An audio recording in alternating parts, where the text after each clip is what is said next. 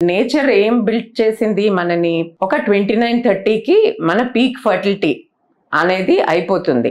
Let's సే ఒక girl 14-15 ఇయర్స్కి mature అయింది అనుకోండి, పూర్తిగా ఓవ్యులేషన్ అది సెట్ అయ్యి పీక్ ఫర్టిలిటీ అనేది 21 నుంచి 29 దాకా మంచిగా ఉంటుంది. 26 to 29 best age to have children. So వీళ్ళు ఏం చేస్తున్నారు, ఇంకా 30 ఇయర్స్కి అప్పుడే ఫర్టిలిటీ కొంచెం తగ్గుతున్న టైంలో వీళ్ళు అప్పుడు ఆలోచించడం మొదలెడుతున్నారు, మనం ఇప్పుడు ప్రెగ్నెన్సీకి ట్రై చేద్దామని.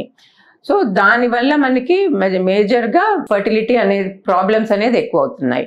ఎందుకంటే మనకి తెలిసి ఇండియన్ లేడీస్లో 30కి పీక్ ఫర్టిలిటీ కొంచెం ఎఫెక్ట్ అవుతే 33 సంవత్సరాలకి ఇంకా కొంచెం తగ్గుతుంది, 35 సంవత్సరాలకి బాగా తగ్గుతుంది.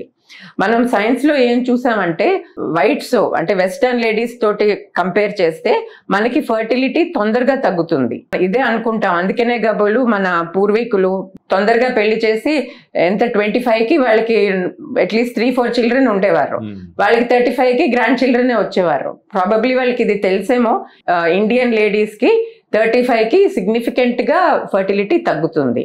సో ఇది మేము తెలియపరుస్తాం లేడీస్కి. ఓకే, మిమ్మల్ని అందరినీ చిన్నప్పుడు చదువులు మానేసి పెళ్లి చేసుకుని పిల్లలు కనడం అని చెప్పటం లేదు, కానీ అట్లీస్ట్ 26 to 29 ఇయర్స్కి ప్లానింగ్ చేసి 1 చైల్డ్ అయినా కన్సీవ్ చేసుకోండి అని. 62 లక్షల మంది ప్రజల్లో మెడ్ప్లస్ బ్రాండ్ మెడిసిన్స్ కి మారడం వలన 915 కోట్ల రూపాయలు సేవ్ చేసుకున్నారు. అదే మెడిసిన్స్ అదే క్వాలిటీతో 50 to 80% డిస్కౌంట్లు.